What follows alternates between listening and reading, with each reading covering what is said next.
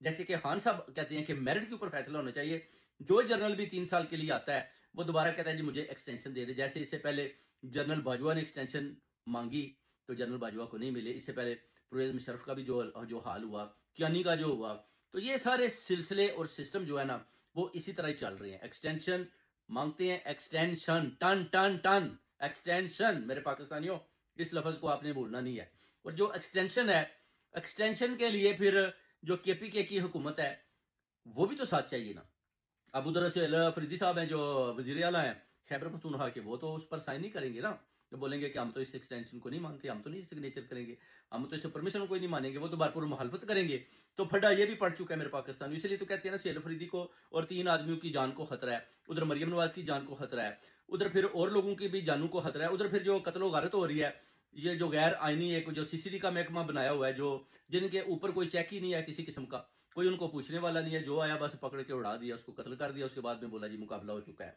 तो इस तरह की जो सूरत हाल है ना, वो बनाई जा रही है पाकिस्तान के अंदर, ताकि लोग डर जाएं, लोग खामोश हो जाएं, अवाम जो है ना वो घरों से बाहर निकलते हुए घबराए कि कहीं हमें उड़ा ना दिया जाए, हमें कत्ल ना कर दिया जाए। तो ये सूरत हाल बनाई जा रही है और अभी मामला एक्सटेंशन पर आन फंस है।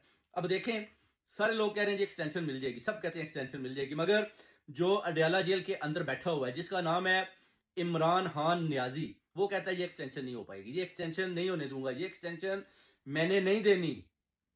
आप कोई भी मुझे डील ऑफर कर ले, मैं घर नहीं जाऊंगा, मैं एक्सटेंशन नहीं दूंगा, नहीं दूंगा। बार बार यही पैगाम खान ने दिया और अभी भी ऑफर्स पर ऑफर जा रही हैं। अब अली बिन गंडापुर तो हो गया फर्ग, उसकी तो चलती नहीं है। अली बिन साहब तो घर में बैठ के आराम से, कोई पूछने वाला ही नहीं है जनाब कि एक्सटेंशन के हवाले से क्या बात करें। वो कहते हैं जी कि मेरे हाथ में तो कुछ नहीं है, आप मुझे बोलेंगे तो मैं तो जनाब जो सुहेल अफरीदी साहब हैं वो तो मेरी बात नहीं मानेंगे, वो तो खान साहब की चॉइस है और वो बड़ा एक जुनूनी और दलेर आदमी है और पूरी यूथ उसके साथ है, उसके साथ चलती है। तो वो कहते हैं कि अब आप फैसला कर लें कि आपने उससे एक्सटेंशन कैसे लेनी है। जबरदस्ती वो एक्सटेंशन देगा नहीं, प्यार से भी वो एक्सटेंशन आपको देगा नहीं, आपके साथ किसी किस्म का साथ नहीं देगा। शहबाज शरीफ अगर जबरदस्ती एक्सटेंशन देने की कोशिश करेगा, तो फिर सुहेल अफरीदी मुंह तोड़ जवाब देगा कि ये एक्सटेंशन मैंने नहीं होने देनी। अब देखना है कि जनरल सैयद आसम मुनीर जो फील्ड मार्शल है, इससे पहले भी आप देख लें वो DGISI भी रह चुकी हैं और उनके पास काफी ओहदे उन्होंने यानी सुपरमैन की तरह उन्होंने संभाले हुए थे और अभी भी एक सुपरमैन की तरह वो जो है ना वो चाहते हैं कि मुझे दोबारा एक्सटेंशन मिले, मगर 5 साल की मिले, 2 साल की ना मिले। अब अगर 2 साल की हो जाती है, तो उसके बाद फिर आप देख सकते हैं कि 2 साल के बाद फिर पाकिस्तान के क्या हालात होते हैं।